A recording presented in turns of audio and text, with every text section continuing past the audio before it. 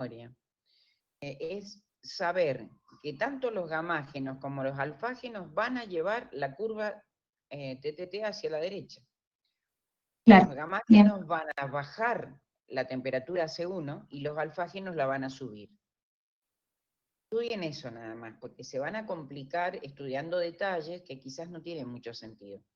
Porque ustedes, cuando necesiten una curva TTT, se van al manual del Instituto Argentino de Siderurgia, buscan el tipo de acero aleado que les interesa, y ahí tienen todos los datos, como en el ejemplo. Directamente buscamos las curvas que ya están. Claro, qué curva TTT le corresponde, qué banda de templabilidad, qué propiedades tiene, a qué temperaturas debo realizar los tratamientos térmicos y cuáles son los resultados después de haberle aplicado los tratamientos térmicos. Todo eso está tabulado. A pesar de que nosotros lo explicamos con cierta profundidad los temas, pero en realidad cuando ustedes vayan a hacer una selección, tienen que buscar este tipo de bibliografía. Claro. Ustedes pueden constatarlo, ¿no? Porque esto es metalurgia, digamos.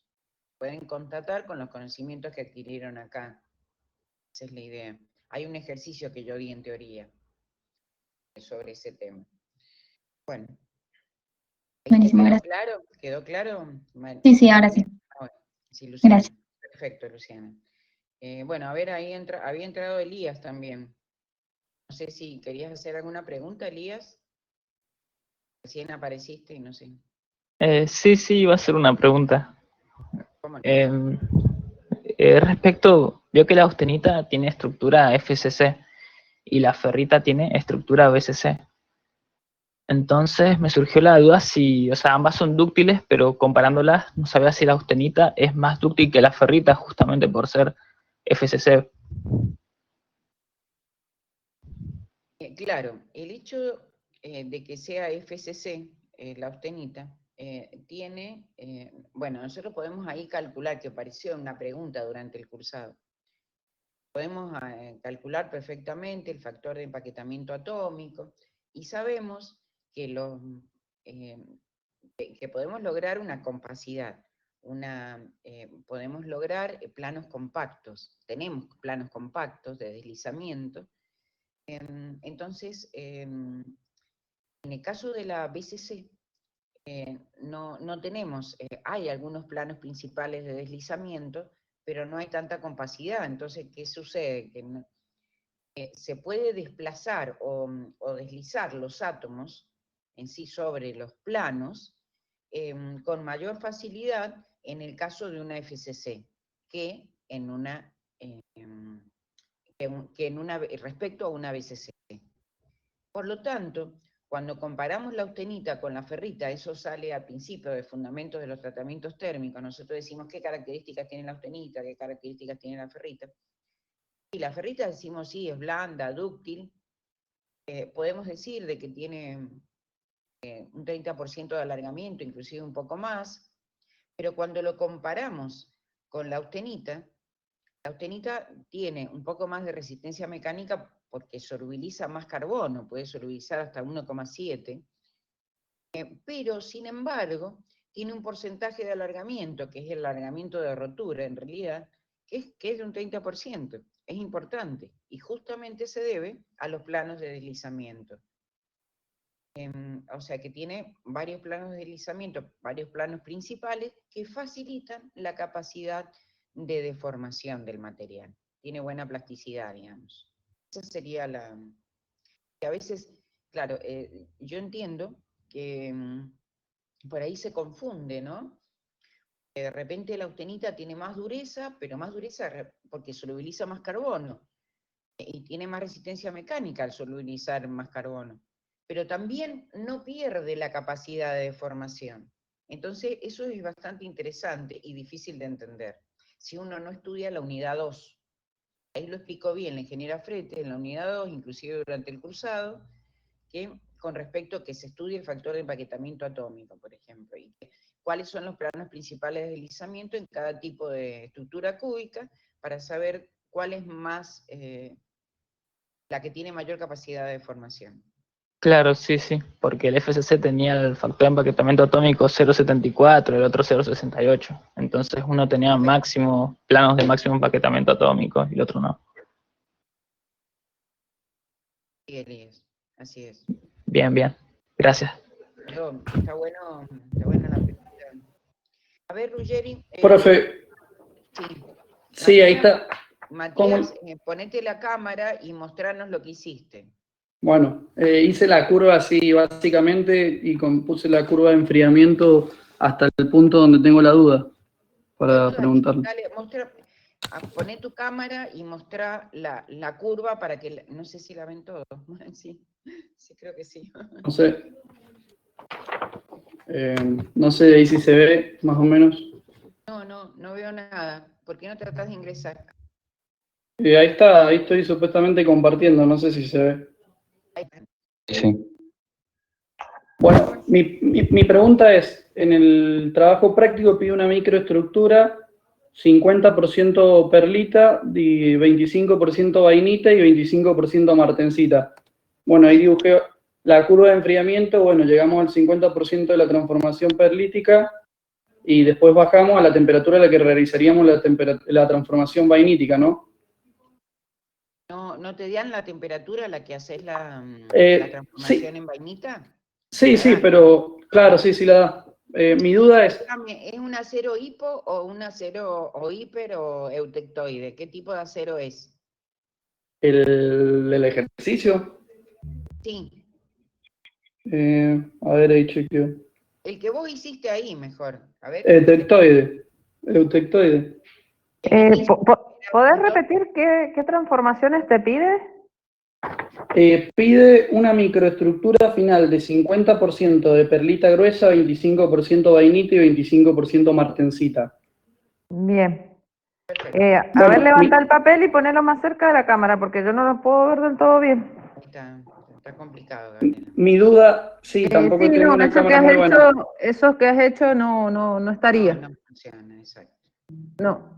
Si me das un tiempito, déjame que yo lo dibujo y se los muestro y se los explico. Bueno, sí, bueno, está bien. Yo me había basado en uno que estaba hecho en la guía igual, pero no sé. No, déjame, hago un dibujito a mano alzada y vayan con otra pregunta, yo ya les muestro la resolución Bueno, perfecto. se los explico. Y de paso te comento mi duda. Mi duda es después para lograr el 25% de la vainita, de la microestructura final. ¿Tengo que llegar al 50% de la transformación vainítica o al 75%?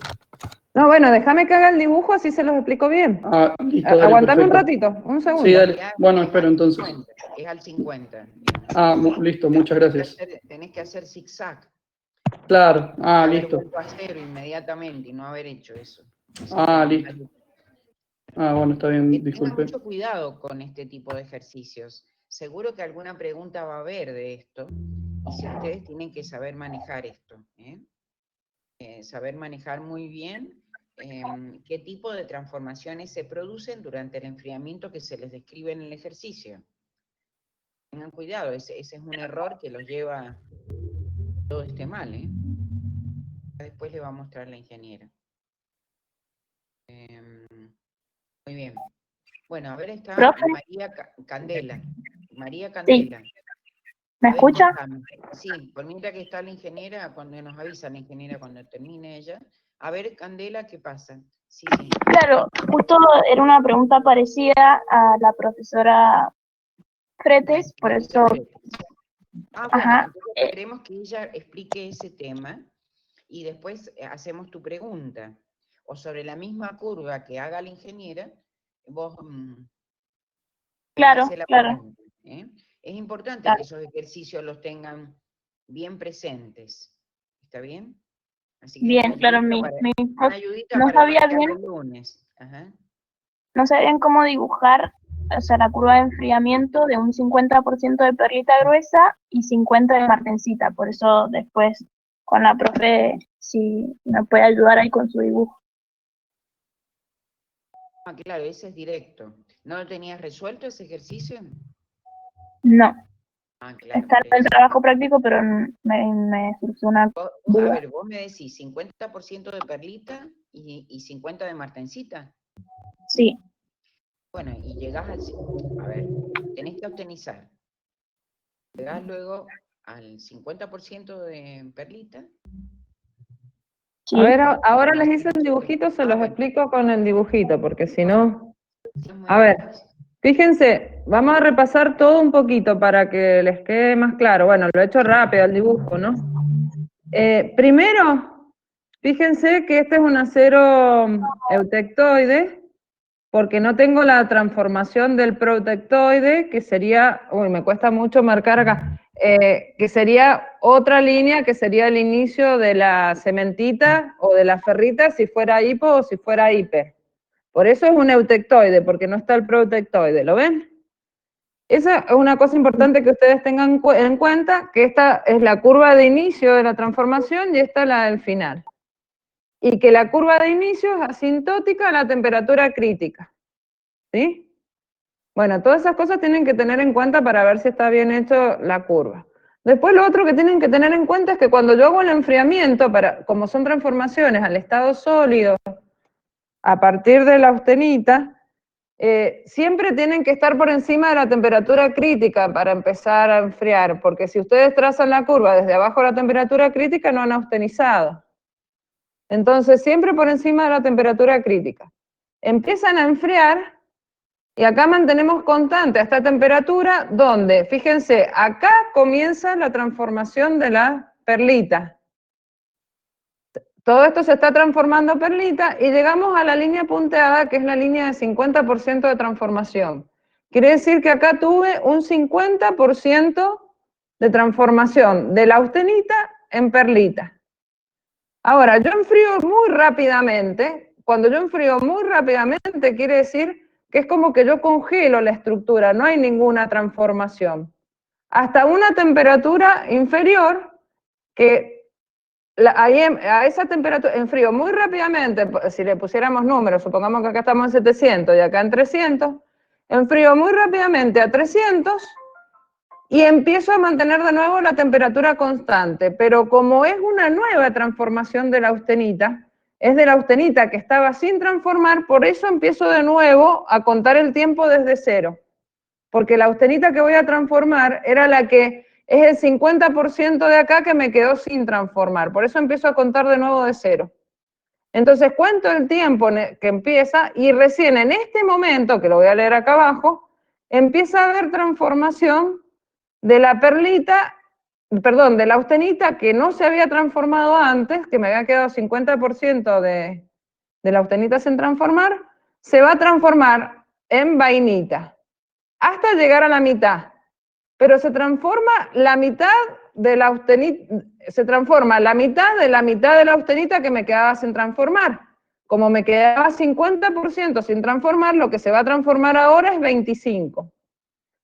Y de ahí ya se transformó en frío a temperatura ambiente, se transformó, me quedaba todavía un 25% de austenita sin transformar, que al no cortar el fin de la curva se va a transformar en martensita, porque acá tengo la temperatura de inicio y de fin de transformación de la austenita, que voy a cortar las temperaturas de inicio y de fin de transformación de la austenita, y por lo tanto tengo 50% de austenita que se transformó en perlita acá, tengo 50% de perlita, me queda 50% de martensita, de austenita sin transformar. Acá se transforma la mitad del 50% que me quedó sin transformar en vainita. O sea que me queda un 25% en vainita. Y la otra mitad de la austenita que estaba sin transformar, como corto de inicio y fin de transformación de la martensita, y no corto este fin de transformación, se transforma en martensita. ¿Lo entendieron? Sí, ahí me quedó claro. Ahí me quedó claro. Perfecto, muchas gracias. Gabriela, ¿no convendría, a ver si levantas un segundo la curva? Sí. Ahí yo vi en algún ejercicio que hemos dado antes, a veces desde el primer punto, cuando llegas al 50% de la zona perlítica, vos ahí te haces un zigzag directamente a cero, ¿no es cierto? Claro, acá está marcado, bajo, me vengo para acá y empiezo, he llenado con línea gruesa los tratamientos que realmente van a generar transformación, y con línea punteada los que se supone que la estructura no está teniendo transformación. Ah, perfecto, perfecto. Está bien. Profe, viendo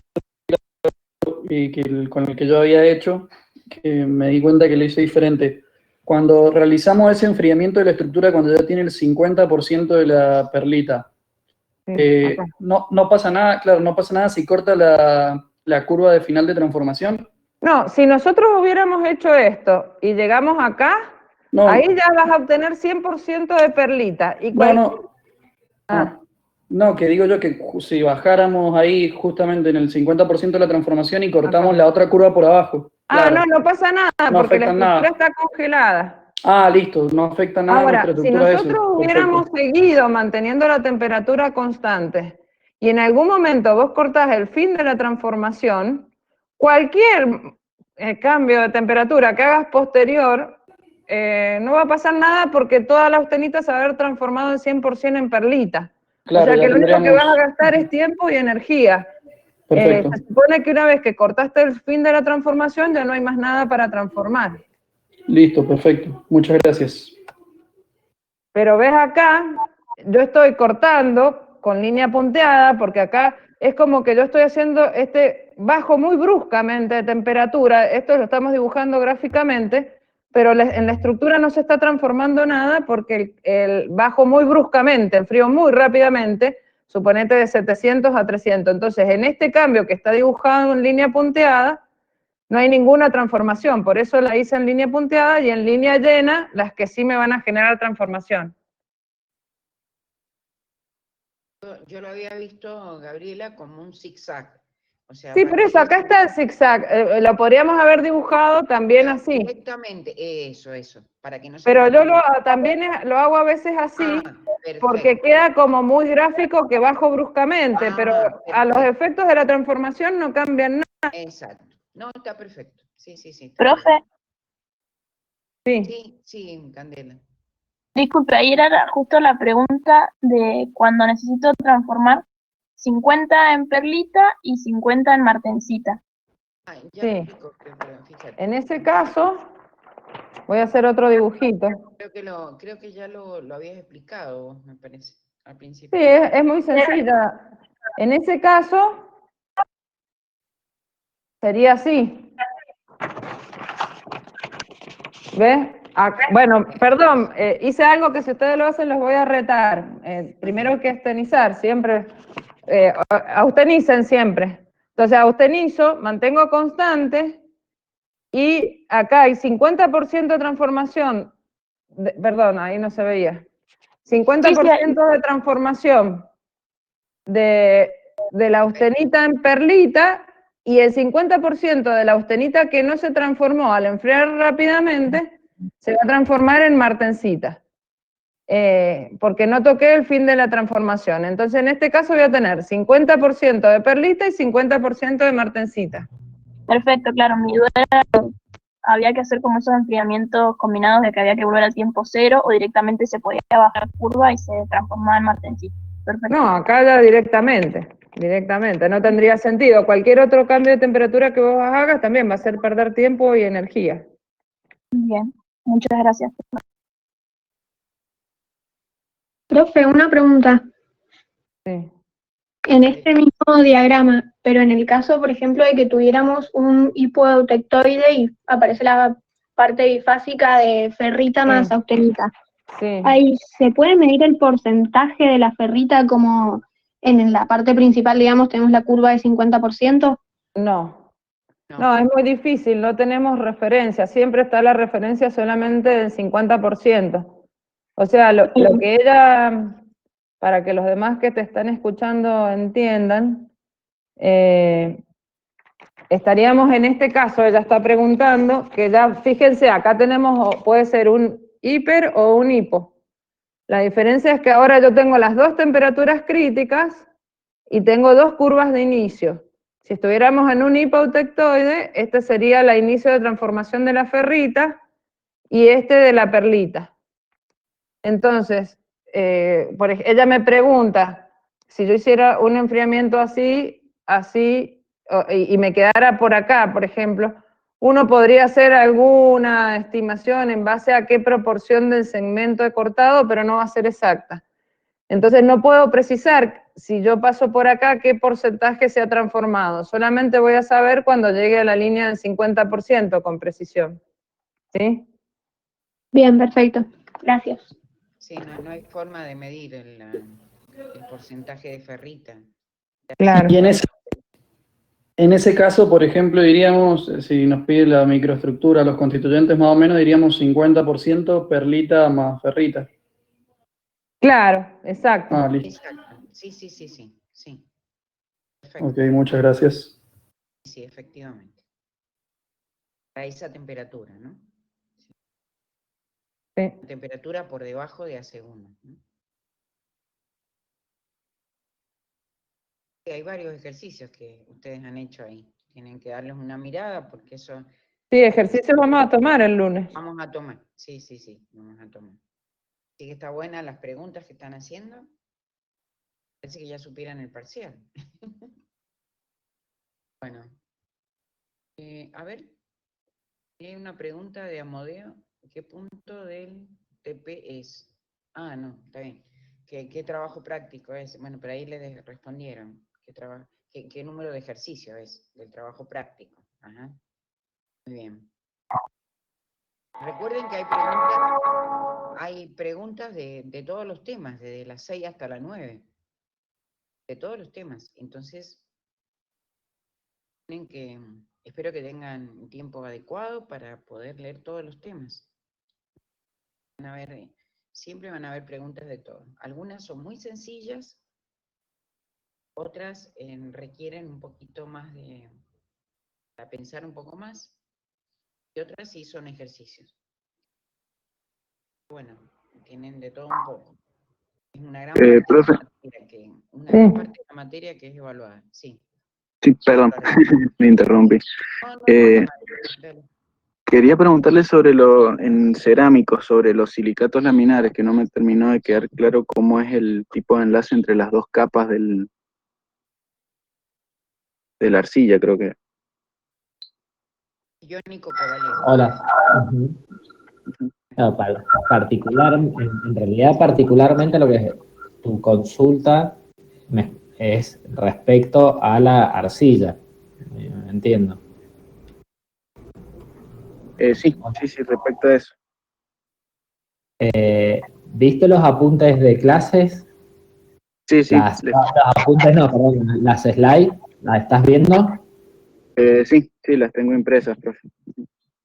Bueno, viste que yo había puesto unas en color, eso lo viste, ¿no? Sí, el otro día lo vi, pero no, como que no lo terminé de entender Bueno, bien. A ver, ¿por qué te lo comento? Porque para que te voy a explicar sobre ese gráfico, entonces por eso quiero saber si estás viendo las slides, digamos. Sí, los tengo acá en la hojita. Bueno, fíjate que tenés, en realidad lo podrías representar como 3 láminas, ¿sí? ¿Está bien? Con una lámina, en realidad, a ver, si estás viendo el gráfico vas a tener una lámina negativa y una lámina positiva. Sí, entre medio las del oxígeno con el oxidril. Claro, pero en definitiva es como si tuvieras una capa con otra. ¿Está bien? Entre las dos capas, por eso te preguntaba si estás viendo las slides de ahora, de este año, porque te lo estoy explicando sobre eso. Bueno, entonces, Perdón, sí. disculpe, ¿podrían decir qué página es ese slide? Así la buscamos. Mira, creo que es la 25. Ok, muchas gracias. Dice estructura de la arcilla caolinite. Entonces, a ver, no lo subo para compartir porque ayer me pasó que se tarda un montón, o sea, está re lento y la verdad que tengo un montón de tiempo. Entonces, en definitiva, uno tiene que está formado por una capa negativa y por una capa positiva. Si lo ves, vas a ver que la lámina de silicato está cargada negativamente y se puede enlazar con la otra capa inferior, ¿sí?, que está cargada positivamente. Y eso te va a permitir formar la lámina compuesta de la caolinita. ¿Está bien? Sí. Vos te fijás entre las dos capas, lo que van a formar es o sea, el conjunto de las dos capas, al estar en contacto, fíjate que vos tenés otro gráfico a la derecha que está con colores, ¿sí? O sea, yo que estaba hablando era el gráfico gris de arriba. El gráfico inferior, que está en colores, vas a ver que, en definitiva, hay dos capas, y entre las dos capas, negativa y positiva, forman un compuesto eléctricamente neutro, ¿sí? Esa es la idea. Entonces, tenés la capa tetraédrica, que es la que está arriba, la del sílice, ¿sí? Va a estar neutralizada por la capa inferior. Y en el plano medio, si vos lo estás viendo el gráfico, sí. Sí, estoy acá. Bueno, viste que tenés las esferitas color azul y color naranja.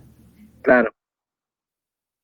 Bueno, ese plano medio de aniones está básicamente a ver, ahí te aparecen unos que son los, a ver si alcanzo a ver bien el color.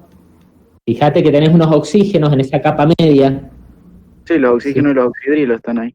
Bueno, está bien, pero particularmente fíjate esos oxígenos. Esos oxígenos, esos aniones, vienen de la capa de sílice. Claro, sí, de tetraedro. Los oxidrilos, y los oxidrilos de esa capa, ¿de dónde vienen? De la otra capa, claro, de la capa superior. Claro, de esos, fíjate que tenés los oxidrilos, en realidad, claro, sí, de la capa del aluminio, tal cual. Entonces, el enlace entre esas dos capas sería covalente. Claro, es un intermedio en realidad, entre iónico y covalente. Y las capas y las adyacentes están están enlazadas por fuerzas de Van der Waals. Entonces, eso es lo que le permite tener esa deformación viscoplástica. ¿Está bien? Sí, viscoplástica en realidad, porque tiene un comportamiento, o sea, plástico con un componente, o sea, una deformación se deforma plásticamente, pero donde el tiempo es una variable a considerar. ¿Está bien? Entonces hablas de un comportamiento influenciado por la viscosidad. Bien. Que depende del tiempo. ¿Está bien? Entonces esa es la idea. Por eso les busqué bastante esta figura, que se vieran bien los colores y eso, porque costaba mucho si no verlos. Costaba muchísimo. Sí. Bien. Bueno, gracias, profe. De nada. Profe. Escucho.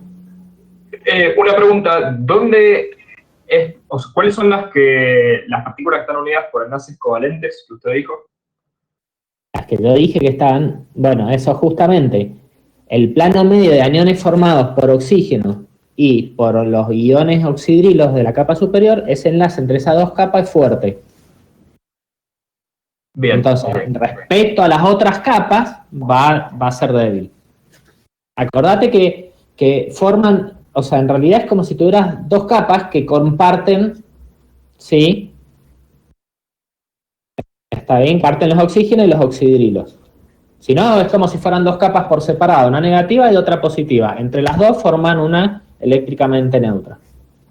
Claro. Entonces, es fuerte es intermedio entre iónico y covalente, entonces termina siendo enlace fuerte. Entonces, es más fácil desplazarse respecto a las otras capas que son enlaces de Van der Waals. Ok, gracias. Profe, yo tenía una pregunta, buenas tardes. Hola. Respecto a los polimorfos del carbono, el grafito, no termino de entender por qué la conductividad eléctrica es, o sea, fuerte, paralelamente a las láminas de grafito y transversalmente es débil. A ver, porque en realidad eso depende directamente del tipo de enlace que vas a tener. Acordate que, digamos, en la capa, supongo que me estás hablando del grafito directamente, ¿no? Sí. El grafito. Bueno, si vos, lo primero que tenés que analizar es justamente la distribución que tiene. O sea, lo primero que hay que acordarse es que, digamos, dentro de las capas tenés un enlace covalente, ¿sí? Ujú. y entre las otras capas tenés De van der Waals. enlaces interpolares débiles. Es decir, Ujú. bueno, eso, a ver, la propiedad de conductividad eléctrica es bueno, o sea, acá ¿dónde tenés las direcciones cristalinas acá? Justamente en la dirección de las capas, justamente en la Bien. dirección de los enlaces. ¿Y cómo es un enlace covalente? ¿Qué necesitas compartir para formar un enlace covalente? Esa es la pregunta. Entonces, gracias a esos enlaces covalentes, tenés Ahí es una más buena conductividad eléctrica en las direcciones cristalinas. bien, perfecto. Gracias, profe. De nada. Bueno, ahí Ruggeri nos pregunta el tiempo y la modalidad del parcial, eso lo hemos dicho varias veces. Estamos en la virtualidad, digamos, seguimos con la misma metodología, y bueno, ustedes ya lo han hecho en los parciales anteriores, parciales y recuperatorios, así que no hay inconveniente. Entonces, bueno, lo que sí les quiero comentar, que bueno, si por las dudas se conecten un rato antes de las 15 horas, si puede ser 15 minutos antes para estar seguro de que están conectados, y por si les pedimos a alguien que conecten sus cámaras. En el caso de que querramos que la conecten, antes de que sea el parcial, se lo vamos a avisar con 15 o 10 minutos anteriores. Así que a todos los presentes. Eso es algo que todavía no hemos decidido con la cátedra, pero por las dudas, ustedes traten de estar conectados 15 minutos antes del parcial. O sea, si vemos quiénes están, porque no siempre están todos, entonces, para ver quiénes son, y bueno, y si hay algún tipo de pregunta que les querramos hacer o algún cambio, se lo vamos a decir en ese momento. Si no, va a seguir todo igual. Así que el mismo sistema de siempre. Ahí les va a decir el tiempo que tienen en total del parcial, cuando abran la evaluación, el tiempo total, y bueno, ustedes ya saben, como ya tienen la experiencia de los otros dos parciales, así que no creo que haya inconveniente. ¿Hay alguna pregunta respecto de eso? ¿Quieran decir algo, Claudio o Gabriela? Bueno, después lo vamos a hablar a eso. No, nada. Bien. Después hablamos. Sí, profe, yo tengo una duda. A ver, Franco. Por ejemplo, si deciden hacerlo con cámara, ¿cómo hacen con la conectividad de cada uno? Porque a mí me sirve poder rendir así, pero con cámara capaz que me anda muy lento, si tienen toda la cámara, digamos. Claro, eso puede pasar, puede pasar. La verdad que no sé, yo no tengo Claro. experiencia en esto, ya el doctor Careiro y la ingeniera Fretes tienen que ayudarme un poquito con esto, si se puede hacer, si no se puede, y de todas maneras no van a ser todos, porque es imposible poner 160 alumnos en la cámara presente, que verlos a todos es imposible. No creo, porque se va a saturar todo. No van a poder hacer el parcial, así que no es la idea de que ustedes no hagan el parcial. Queremos que lo hagan bien, tranquilos. Solamente que nosotros necesitamos hacer ciertos controles de vez en cuando para estar un poco más tranquilos, si es que los podemos hacer. Sí, a ver, yo lo que sí quiero comentar es que, a ver, el tema, piensen que como estudiante y como profesionales en formación, esto es una preparación para su examen final, en definitiva. Mientras más aprovechen estas evaluaciones parciales para estudiar, menos tiempo después van a ocupar en preparar un examen final. Con lo cual, a la larga, es provechoso, digamos, ¿no? Entonces, piensen al momento de preparar que están invirtiendo tiempo que les va a servir para ahorrar tiempo a futuro, digamos, ¿no? Entonces, por eso es importante el tema de los parciales, digamos, no solo por aprobar y etcétera, sino que sino que digamos, hay que encararlo con ese, ahí sin duda para aprender también, ¿no? Pero bueno, un poco esa es la idea, digamos. Lo bueno de esto que en algún momento, si bien está haciendo todo virtual, en algún momento hay que rendir examen presencial y bueno, y es una forma de mostrar todo lo que aprendieron en esta etapa difícil para todos, ¿no? Que ha sido una adaptación para todos y que por lo visto viene, o sea, seguimos para largo, digamos, muy a pesar nuestro, ¿no? Por las noticias que estamos viendo hoy en el noticiero, o sea, que otra vez volvemos. Sí, está complicado. Así que encárenlo, o sea, hay un gran grupo, un gran grupo que ha seguido la materia, digamos. O sea, entonces, bueno, ese gran grupo que ha logrado seguir la materia, bueno, aprovechen y tómenlo como cosas que están ya madurando para el examen final, que después lo va a haber que rendirlo oral, individual. Profe, yo en eso quería hacer una pregunta. Supongamos, bueno, aprobamos este parcial, si hubiéramos aprobado los anteriores, ¿se podría rendir en las mesas esas que hay a fines de septiembre? ¿O no? Mira, la verdad, o sea, te soy sincero, yo creería que sí. No sé, Ana María. Sí, Claudio. A ver, a mí me piden, o a la cátedra nos piden que presentemos hasta el 18 las regularidades de ustedes. Por eso es que no podemos mover las fechas, digamos.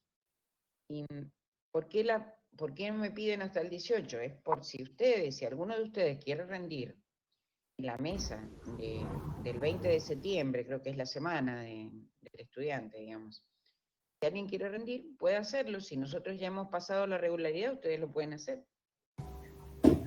Así que no hay problema. Inclusive tienen la ventaja, yo quiero comentarles eso.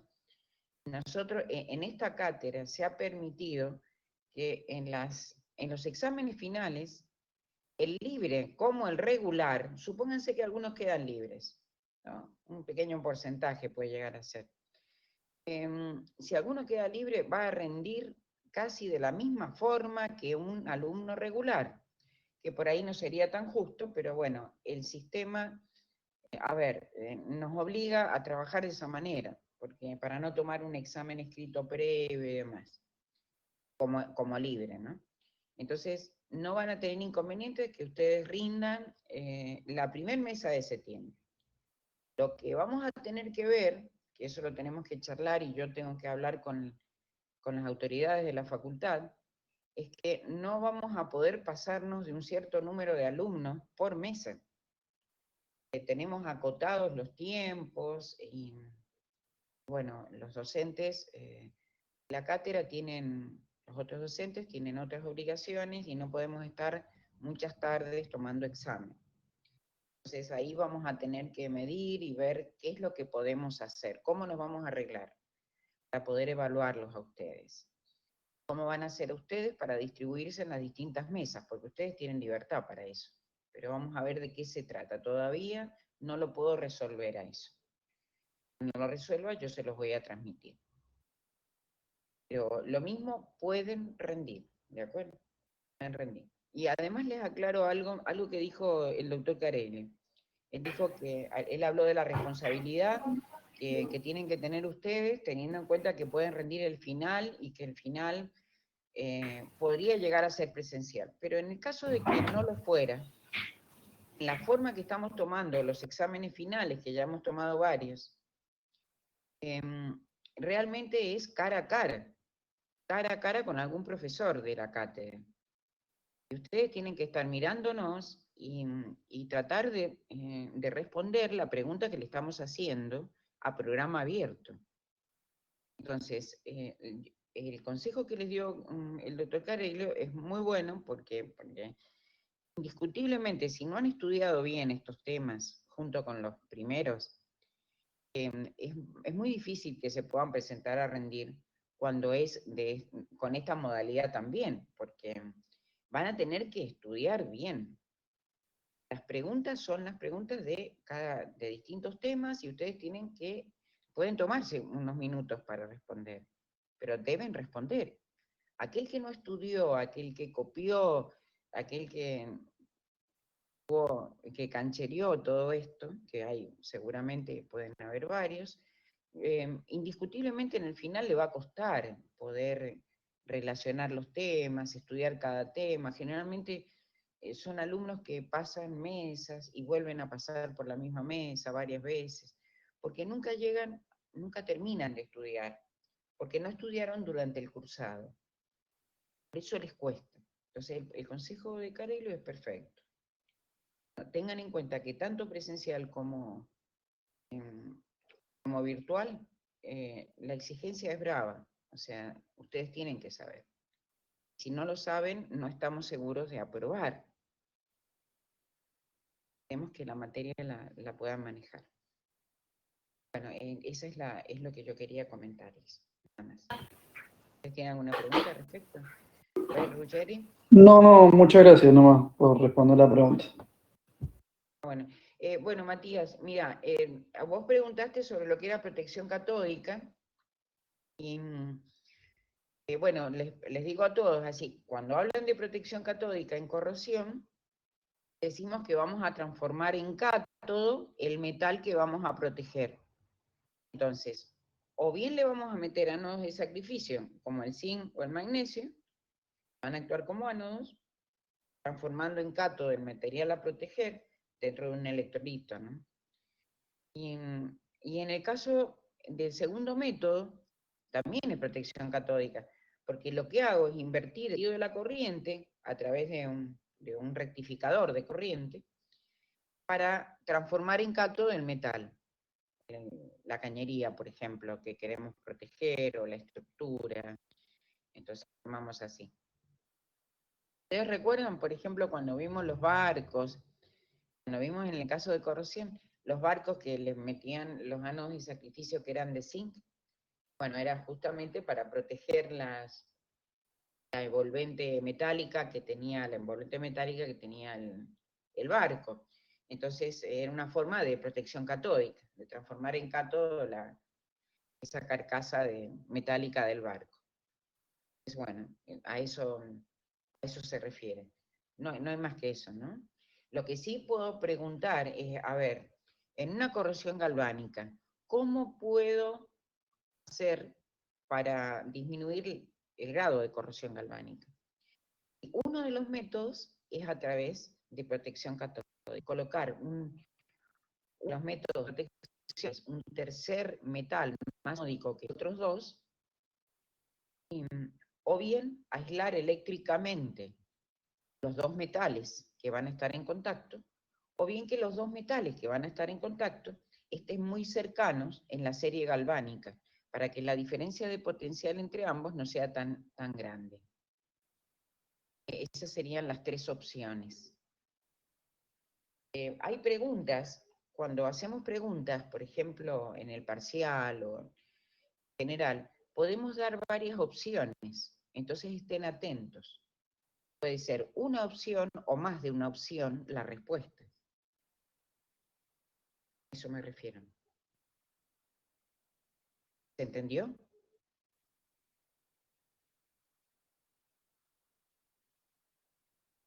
Sí, sí.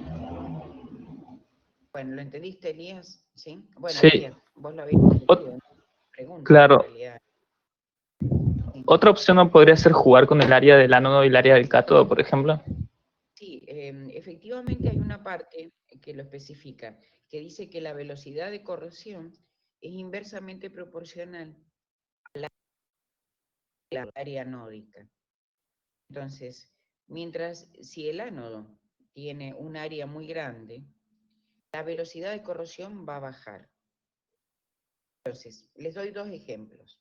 Por ejemplo, si a una superficie metálica, esa pieza, la galvanizo, o sea, la sumerjo en sales de zinc, voy a lograr una capa superficial de zinc que se llama galvanizado. Fíjense que toda la superficie de la pieza va a estar formada por un ánodo, porque el zinc es anódico. Y en ese caso, el área anódica es muy grande. Entonces se supone que la velocidad de corrosión va a ser baja. Ahora, ¿cuál sería el problema de ese caso? Es que si a alguien se le ocurre hacer una rayita o un tipo de defecto en esa capa superficial de galvanizado, esa zona se convierte en ánodo, porque se pone en contacto con el metal base, con el metal que quiero proteger. Y por ahí la velocidad de corrosión es altísima. O sea, hay que tener mucho cuidado cuando hablamos de recubrimientos superficiales, porque decimos que toda la superficie, el recubrimiento debe ser muy homogéneo, no deben haber imperfecciones en el mismo, que puedan causar zonas anódicas peligrosas.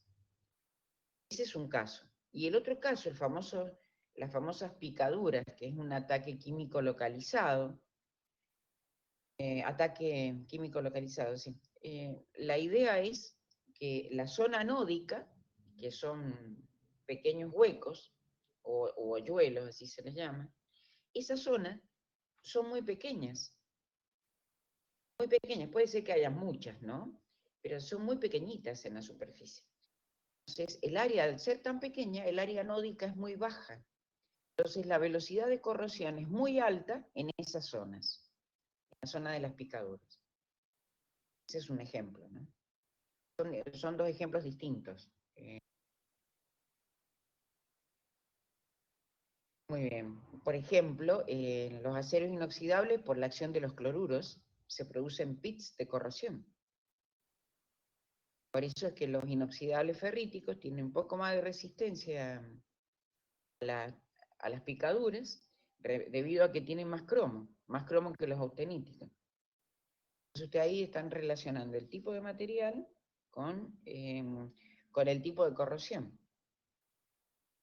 De todas maneras, acá en la unidad 5 no les vamos a preguntar clasificación de acero, así que no se preocupen. Era para relacionar un tema con otro. ¿Ahí se entendió, Elías? Sí, sí. Yo tenía una duda de la diferencia entre, por ejemplo, ya que estábamos hablando de corrosión, la diferencia entre lo que era corrosión y la oxidación, porque es como que la oxidación formaría parte del proceso corrosivo, al ser justamente el electroquímico. Sí, Elías. A ver, cuando hablamos de corrosión uniforme, decimos que en la superficie generalmente hay una capa de óxido, ¿no? Esta capa va engrosándose en el tiempo, digamos, que, a ver, es totalmente controlable, porque hay mucho tiempo que tarda en aumentar el espesor de esta capa y disminuir el espesor del material base. La idea es que hay reacciones de oxidación y reducción al azar en la superficie. Por eso es una corrosión electroquímica también, porque hay oxidación y reducción, pero al azar. Pero sí se especifica claramente que al formarse una capa de óxido, por ejemplo, en la superficie, bueno, esta capa también está aislando el material del resto, ¿no? Pero, por otro lado, como se va oxidando el metal que está abajo de la capa de óxido, cada vez se oxida más metal, lo hace a largo plazo. Por eso se dice que es controlable o predecible también. Lo que sí hay que tener cuidado es que cuando en la parte de corrosión, cuando hablamos de grietas y rendijas, y cuando hablamos del área de las zonas anódicas, bueno, entonces ahí hay que tener cuidado en que, por ejemplo, si yo tengo una capa de óxido, tengo zonas debajo de la capa de óxido con mayor concentración de estos elementos, productos de corrosión, esas zonas son más anódicas que otras. Esa es otra forma de ver qué pasa debajo de la capa de óxido. En ese caso ya entra a relacionarse la picadura con la corrosión. Porque si yo tengo una capa de óxido, la zona donde tengo mayor depósito de corrosión,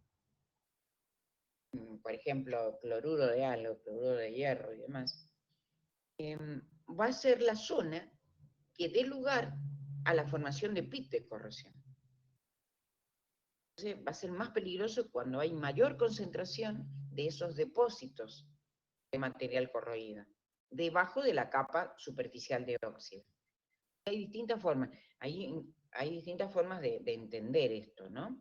Y de relacionarlo. Igual que cuando pasa la corrosión por aireación diferencial, que nunca lo entienden, es la variación de la concentración de iones o de gases entre dos zonas del material en un mismo electrolito, y el ejemplo es las grietas y rendijas. Con las zonas donde hay rendijas hay menor oxígeno, las zonas donde hay menor oxígeno son más anódicas, al ser más anódicas en esa zona se oxida el material. Bueno, entonces por fuera de la rendija se producen las reacciones de reducción, pero en la rendija en sí seguramente aparece algún pit de corrosión, debido a que hay concentración de cloruros también. Entonces, no solamente en el pit, una vez que se ha consumido todo el oxígeno, recién ahí se empieza a oxidar el hierro del metal que tiene la picadura. Y los electrones de esa oxidación atraviesan el material e intervienen en las reacciones de reducción de la superficie. Por ejemplo, que un oxidrilo pase a agua, etc. O sea, distintas reacciones de reducción que no son tan peligrosas. Entonces, lo importante es que ustedes sepan, donde hay algo estanco, hay menos oxígeno, ahí va a haber una zona anódica. Eso es lo que tienen que tener en cuenta por aireación diferencial. Y al haber diferencia de concentración de oxígeno, hay una pila de concentración. Entonces, por lo tanto, en el pit de corrosión, en las picaduras, también es un gradiente, es una corrosión por aireación diferencial. Entonces ahí están relacionando dos tipos de corrosión. Es una mezcla de cosas que se produce. Lo mismo en la corrosión intergranular, que es re importante también. En una de las consultas, creo que fue el otro viernes, decían qué pasa en la zona adyacente al borde de grano, en la corrosión intergranular, de un acero inoxidable. En la zona adyacente al borde de grano hay menos cromo que en el borde de grano, que hay carburo de cromo. Entonces ahí se produce también una pila de concentración. Pero en este caso, el ion es cromo. Como consecuencia de que el acero tenga menos cromo que el 11%, ya se transforma en un acero común. Por lo tanto, ya no es inoxidable. Entonces, se forma en la zona adyacente al borde de grano, una zona anódica. En realidad, por ahí empieza la corrosión. ¿Se entiende lo que estoy explicando? Ahí les estoy juntando todos los tipos de corrosión. Yo sé que ese tema es el que más cuesta, entonces por eso les expliqué un poquito más. ¿Entendieron mejor ahora? Sí, es difícil que se presente un tipo de corrosión, un solo tipo de corrosión, o sea, usualmente suelen presentarse varios a la vez. Claro, lo podemos denominar de distintas formas, ¿no? Por ejemplo, cuando hay pit de corrosión, decimos que hay pit de corrosión, ¿no? O por ejemplo, cuando hay una mezcla, la mayoría de las veces, si vamos a las aplicaciones reales, hay muchísima corrosión-fatiga, o fatiga-corrosión. Corrosión por fatiga o fatiga por corrosión.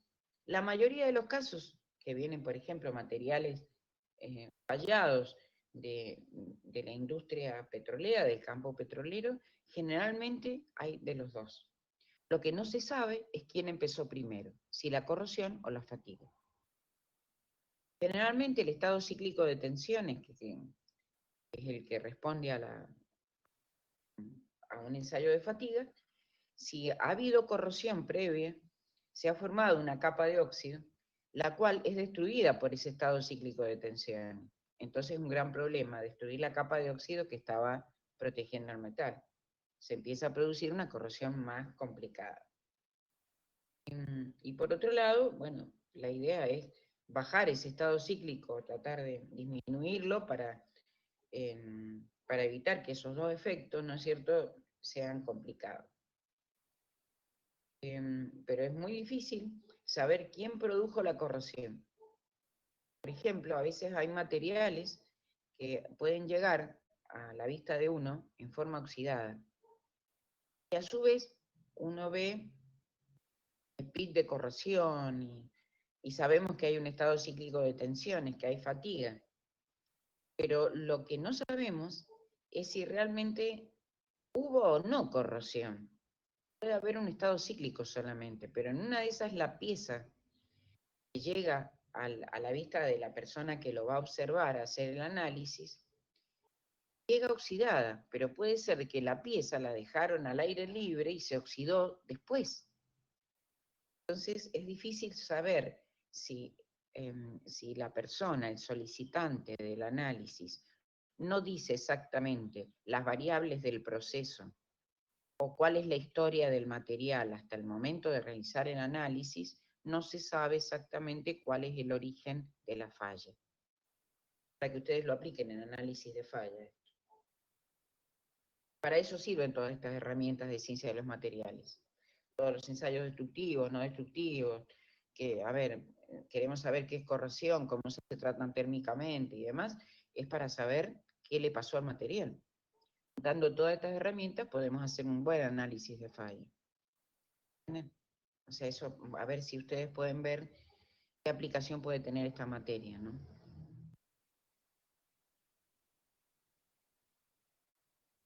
Bueno,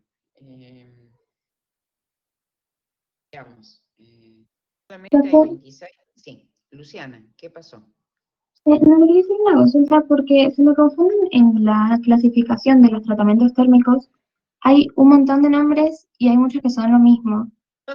Sí, es bastante difícil. Sí. Quería saber, por ejemplo, que en la presentación había una clasificación con unas llaves.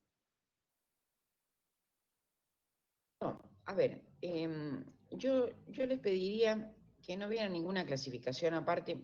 No recuerdo exactamente cómo era el cuadrito del apunte, pero sí lo que les puedo decir, eso yo lo revisé este año, ese apunte. Estudienlo por ahí. He tratado de reducir, porque si ustedes se van a un libro, tienen mayor cantidad de tipos de tratamientos térmicos. Yo traté de reducir el número uniendo varios en uno. Bien, o sea, los que están en el apunte serían los Por más. ejemplo, en el recocido de austinización incompleta o el isotérmico o el de ferroidización o globalización es el mismo, digamos. Les doy tres, el subcrítico, crítico y hipercrítico, y con eso de ahí sacamos un montón más. Okay. Entonces les pido que vayan juntando los tipos, porque si se van a un libro para estudiar esa clasificación, ahí sí se les va a armar lío porque los separa muchísimo a las clases de tratamientos, y me pasaba que nunca terminaba de dar ese tema, entonces traté de sintetizar, utilizando un concepto determinado, metía varios tipos de tratamientos térmicos, porque si no se les hace mucho lío. Claro, porque por ejemplo, ahí en el cuadrito ese había uno que era recocido de eliminación de tensiones o de recristalización, y es como que lo mismo que hacen otros tratamientos también. Por ejemplo, el de globalización subcrítico hablaba que también se le llamaba como de alivio de tensiones. Efectivamente, el recocido de globalización subcrítico se utiliza como un recocido de alivio de tensiones. Bien. O sea que, a pesar de que no cortamos AC1, no cortamos la temperatura crítica inferior, como estamos tan cerca de AC1 y mantenemos la temperatura constante, decimos que ese recocido permite el alivio de tensiones. Por ejemplo, con eso estamos tratando la corrosión bajo tensiones. Ese es un tratamiento para eliminar la corrosión bajo tensiones, o disminuirla. Ok. Y después había otro que decía recocido de alta temperatura. Perdón, Luciana, utilizando el mismo tratamiento, el subcrítico, también yo hice la salvedad que si partiéramos de una estructura martensítica, o sea, de un temple, un material que fue templado, si hiciéramos un calentamiento cercano a AC1 y mantenemos la temperatura constante, que también sería un recocido subcrítico. Pero en ese caso, como partimos de martensita, se llama revenido a alta temperatura. Después del temple se hace un revenido que puede ser a distintas temperaturas, según el caso. Un revenido a alta temperatura, en general, mucho no nos conviene, ¿no? Porque lo habrán visto en revenido. En realidad lo que queremos es aliviar tensiones, queremos aumentar la tenacidad del material, porque le cambiamos el formato, la microestructura, la morfología a las láminas de cementita y las hacemos más redondeadas. Entonces, estamos disminuyendo la superficie de discontinuidad y le estamos dando más tenacidad al material. Estamos mejorando las propiedades mecánicas. Pero si el revenido se hace a muy alta temperatura y logramos que la mayor parte de los carburos, medio que se globulizan, casi todos, ¿qué vamos a hacer? Vamos a ablandar demasiado el material que habíamos templado. Entonces no tenía objeto el haber realizado un temple previo. Nosotros queríamos aumentar la dureza y la resistencia mecánica, pero con eso la estamos bajando mucho, ¿me entienden?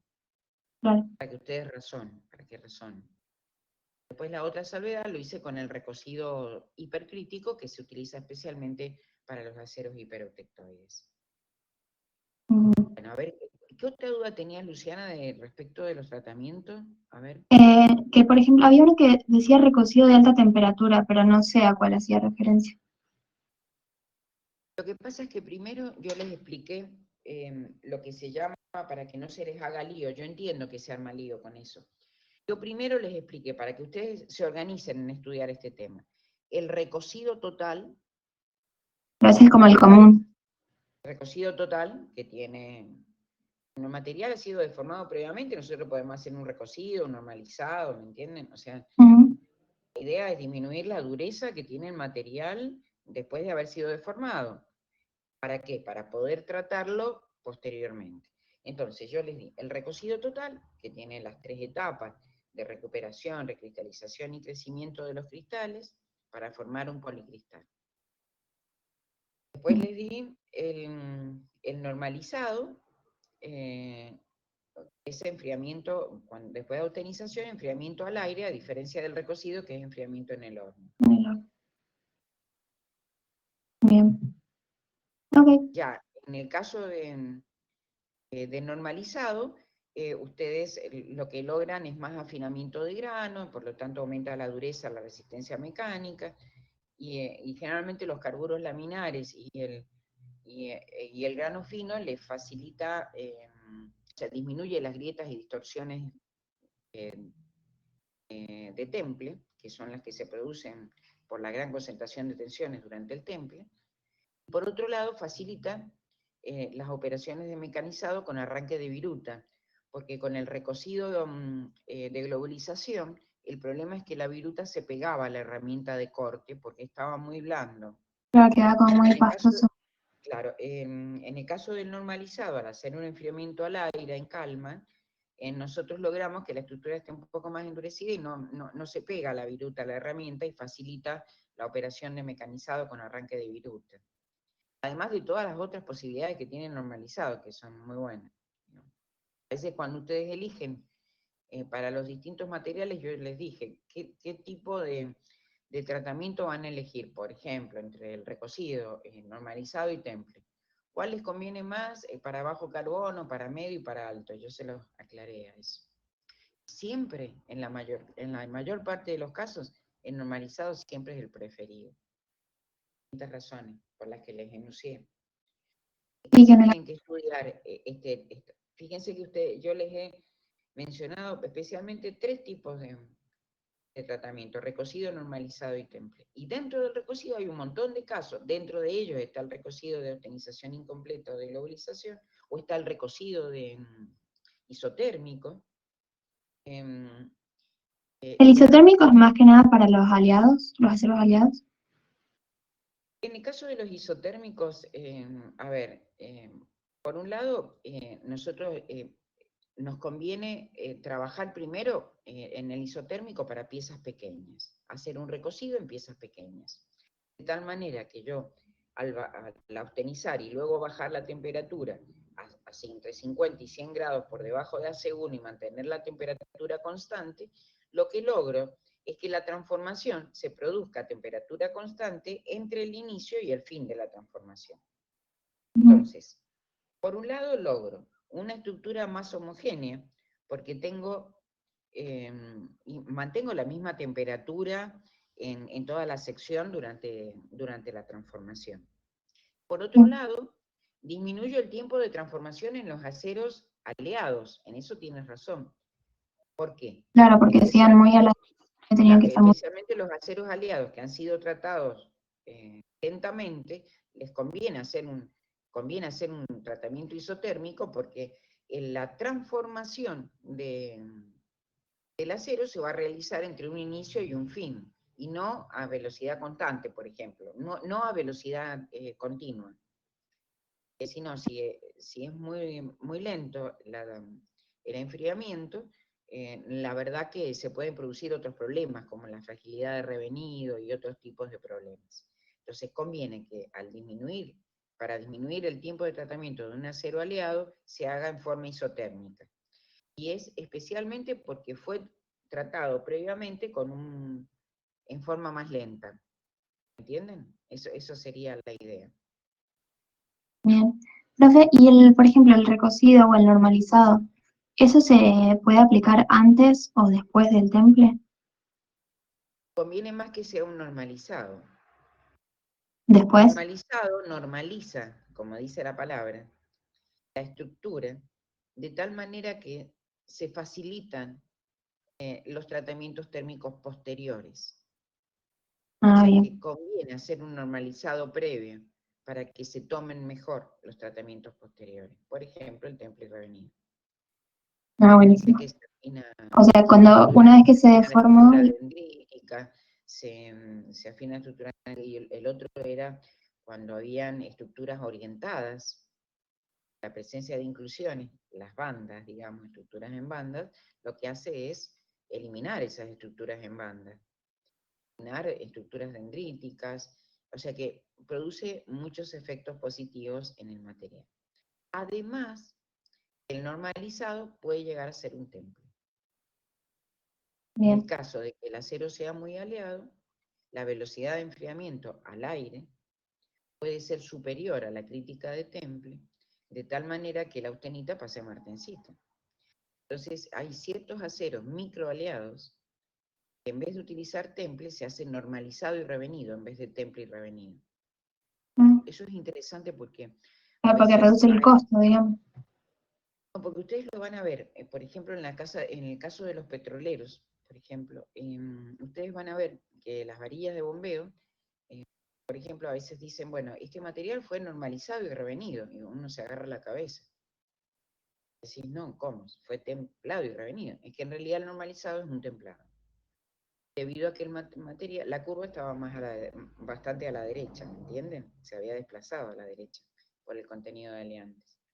Se hacía que el aire tuviera una velocidad superior a la para el templado. Bien. Ok. Es interesante ese tema, pero para que ustedes sepan cómo tienen que reducir, cómo sintetizar ese tema, ¿saben? Okay. Esa sería la clave. Algo de superficiales se toma también, ¿eh? Por lo menos el temple a la llama, o temple por inducción. Hay que saber de que nosotros necesitamos tener un núcleo tenaz y una superficie bien dura y resistente, pero que no sea muy espesa, el espesor de la capa no sea muy grande, porque si no puede llegar, estamos disminuyendo la tenacidad del núcleo. A eso vamos con la superficie. Por ejemplo, relacionando todo, cuando un material va a estar sometido a un estado de cargas que solamente va a afectar la superficie, conviene hacer un tratamiento de endurecimiento superficial. Pero si va a afectar todo el volumen en forma volumétrica a la pieza, conviene hacer un tratamiento volumétrico. Por ejemplo, recocido, normalizado o temple y revenido. ¿Me entienden? Por eso es importante reconocer esos tratamientos. Para ver cuándo los vamos a necesitar según las condiciones de servicio de la pieza. Y las cargas están sobre la superficie o sobre todo el volumen de la misma. ¿No? ¿Me escuchando? Y ahí me quedó más claro, profe. Gracias. No tengo problema de cualquier cosa, me escriben en el foro después de esto, lo que necesiten.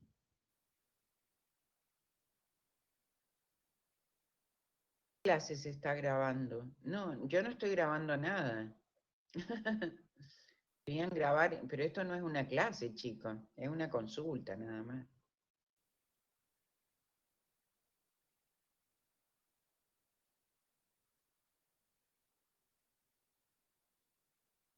Profe, le hago una pregunta de algo que había leído en el apunte, no me acuerdo muy bien en qué parte, pero en una parte hablaba de perlita sorbítica. Y me había traído la duda de qué era bien la perlita sorbítica. No sé si era una mezcla entre perlita y vainita o bien a qué se refería la perlita sorbítica. A ver, perlita sorbítica, sí, esa parte, a ver, no... Eso, es un vocabulario técnico de los metalúrgicos, ¿verdad? Decimos que la perlita, o sea, la que está más cerca de AC1 es más gruesa. Después va bajando el espesor y aumenta la separación entre láminas. Entonces hacemos más, la perlita es más gruesa, digamos, cuando vamos bajando la temperatura. Entonces, perdón, chicos, discúlpenme. Volvemos de nuevo. La perlita es más gruesa a una temperatura cercana a AC1. Perdón, discúlpenme. Se supone que, fíjense que el delta T a una temperatura cercana a AC1, que es el grado de su enfriamiento, el delta T, es muy bajo. Al ser muy bajo, habíamos dicho que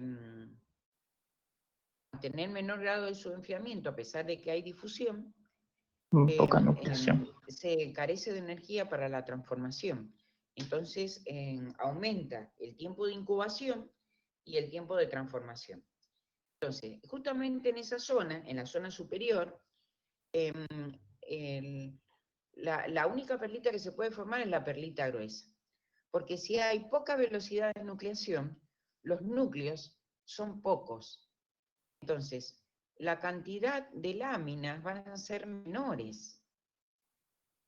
Entonces, y va a tener más tiempo para engrosarse. Entonces, la perlita es gruesa. Entonces, las cementitas son bastante gruesas, las láminas, y el espacio interlaminar es bastante grande. A medida que vamos bajando la temperatura, el delta T va aumentando, o sea, el grado de su enfriamiento, lo que implica un aumento de la velocidad de nucleación. Entonces, me disminuye el tiempo de incubación y el tiempo de transformación, hasta llegar a la nariz de la curva en que se invierte el proceso, por falta de difusión. Pero cuando llegamos a la nariz de la curva, lo que nos encontramos es que había tanta nucleación, porque el delta T es tan grande, que aparecen muchos núcleos, eso hace que aparezcan muchas láminas de cementita, y aparezcan, al aparecer muchas láminas, las láminas van a ser más finitas, menos espesas, y va a haber menor espacio interlaminar. Y ahí lo que va a predominar, que la perlita sea más fina. Bueno, ahí estoy aprovechando de explicarles que si la perlita es más fina, como hay muchas interfaces entre la cementita y la ferrita, es más dura y resistente que la perlita gruesa. Fíjense que la cementita es muy dura, resistente, lo que hace es reforzar a la ferrita que en la zona de interfase.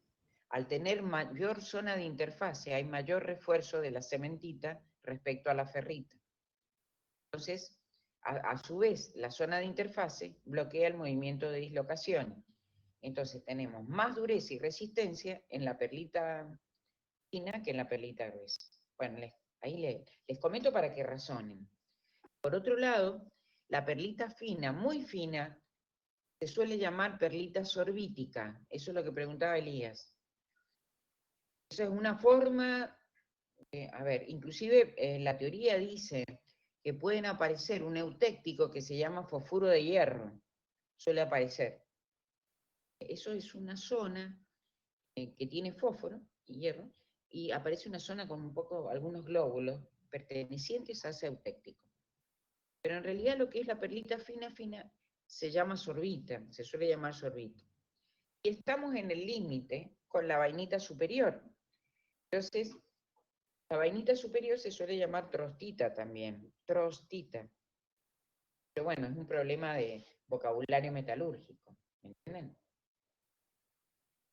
¿Entendió ahora? Sí, sí, bien, bien. Gracias, profe. Una nomenclatura, ¿me entienden? Bien, sí, sí. Muy bien, Elise.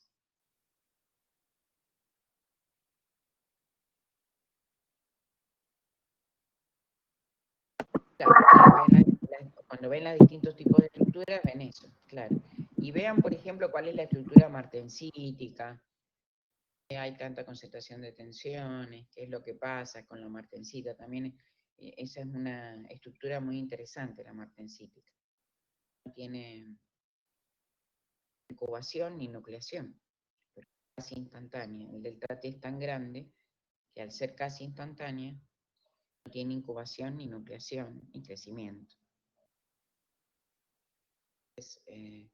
Produce una gran concentración de tensiones, aumenta la energía del sistema y que solamente puede ser compensada al aumentar el grado de su enfriamiento, para que se produzca la nucleación de la transformación.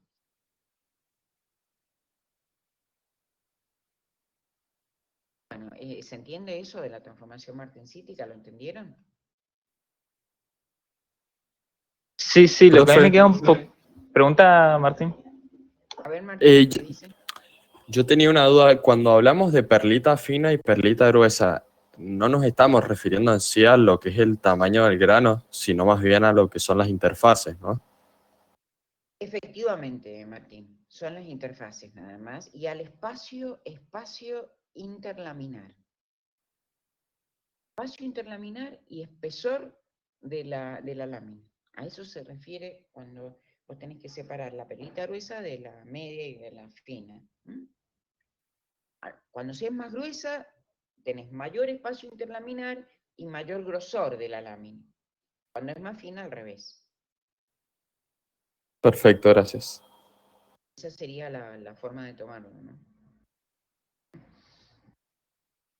Y en la zona de interfaces son fundamentales, por ejemplo, en la perlita gruesa. El área de interfase respecto al área total es menor que en la perlita fina. Por eso aparece todo el razonamiento que les hice recién. Menor interfase, menor influencia de la cementita sobre la ferrita. La cementita le impide a la ferrita deformarse en las interfaces. O sea, al tener menor interfase hay menor impedimento. Hay menor cantidad de superficie de discontinuidad. Entonces, se facilita la deformación más en la perlita gruesa que en una perlita fina que es más dura y resistente. ¿Entienden? Eso yo lo he explicado en clase, pero si ustedes no lo han madurado bien, cuesta entender, porque generalmente esto no está en los apuntes. Es un razonamiento que se hace. Por ahí hay algunas cosas que he puesto, he tratado de, por ejemplo, en tratamientos de poner casi todo lo que yo hablo, pero suele pasar que algún razonamiento no esté en el apunte. Bueno, que ahí se los recuerdo para que estudien en forma razonada y no se les olvide, y no estudien de memoria. Profe, Sí, Álvaro.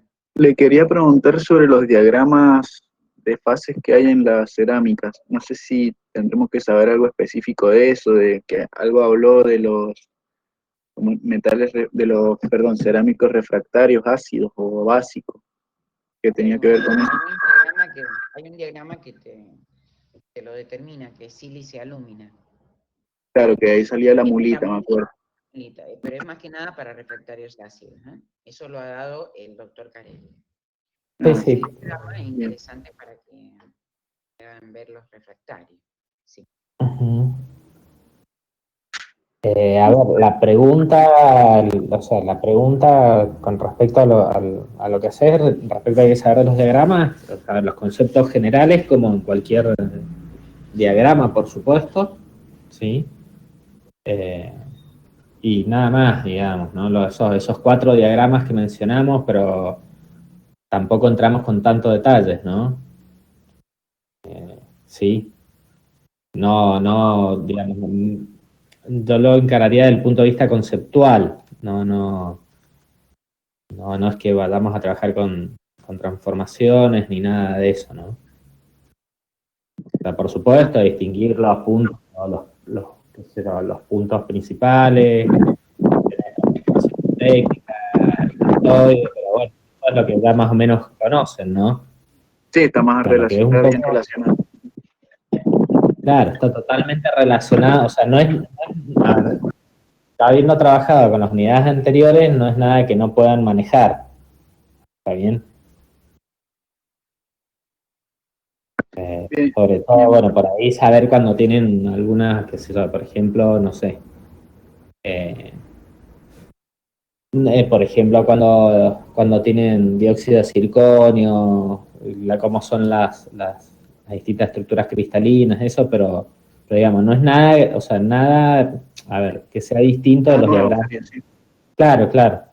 O sea, sobre todo quizás algo, manejar el tema de la circonia parcialmente estabilizada y eso, pero Claro, ajá.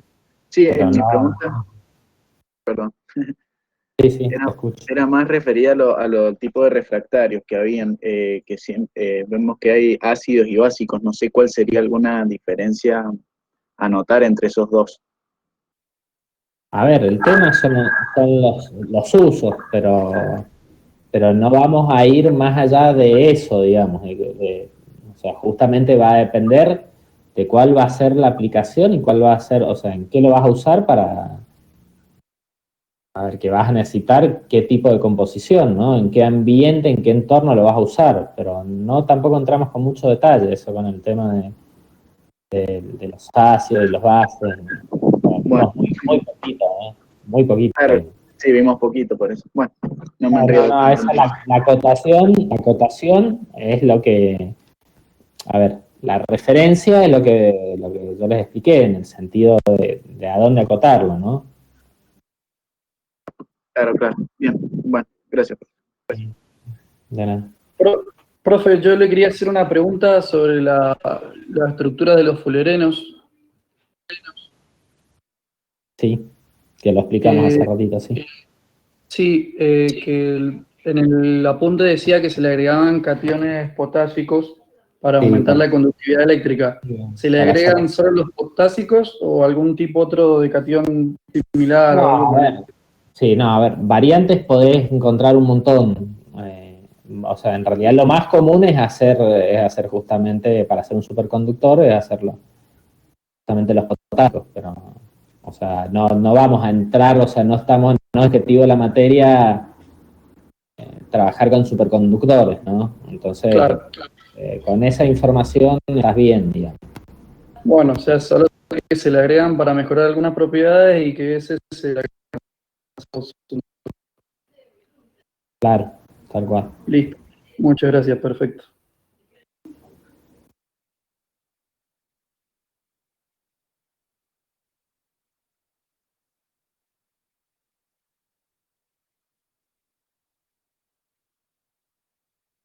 Bueno, chicos, no sé si tienen más consultas, si no, cortamos acá.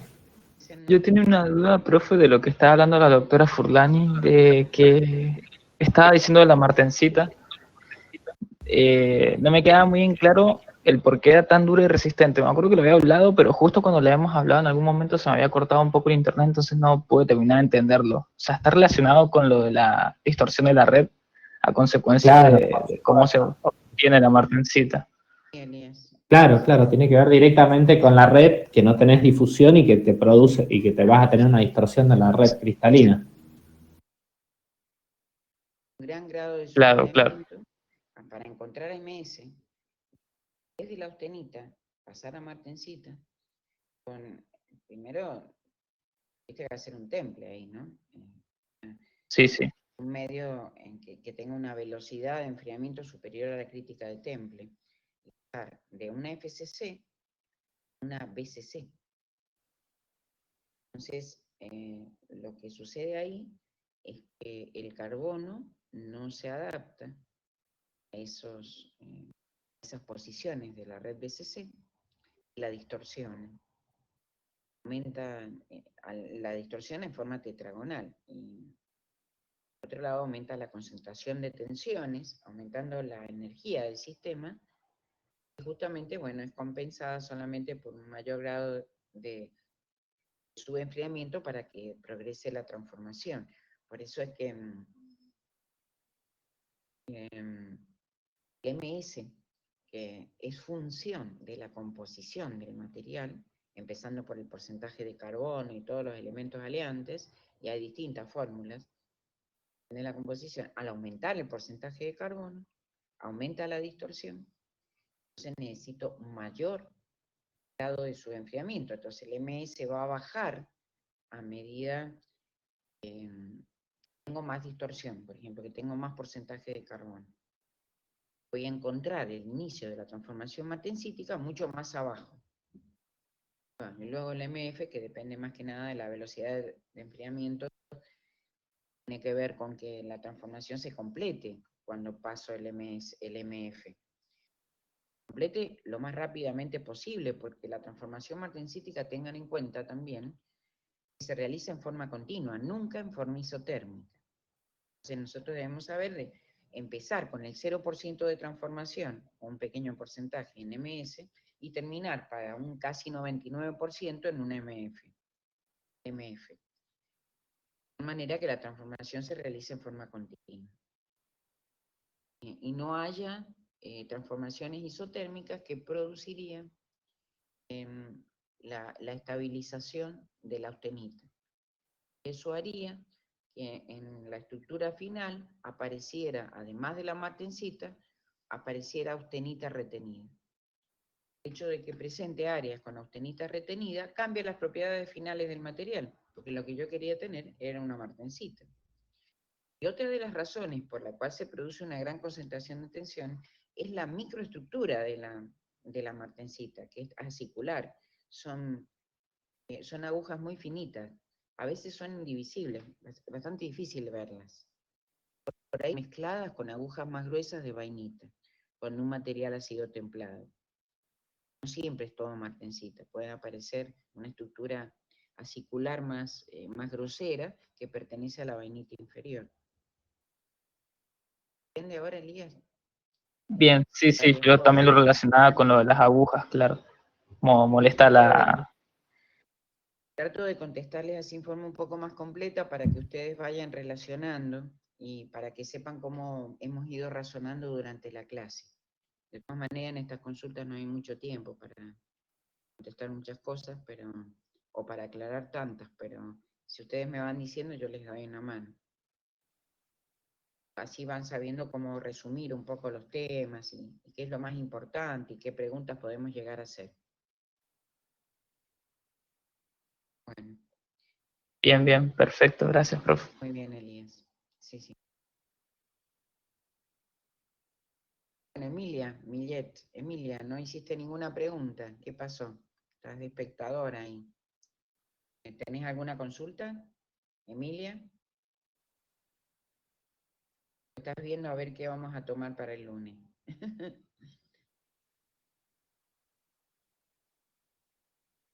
¿No tienen preguntas? Ya está. Marianela. Alia. Ana se fue.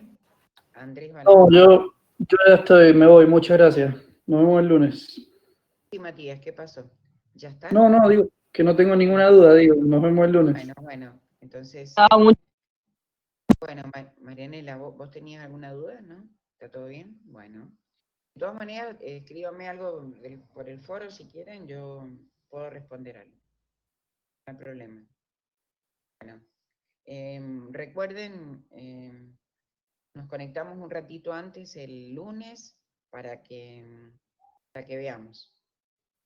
Estamos bien conectados y veamos si hay alguna cosa que hacer, además del parcial. No es eso nada más. No tienen más preguntas, entonces. Les pido por favor que si no tienen más preguntas se desconecten, así que damos la gente de la cátedra un minuto.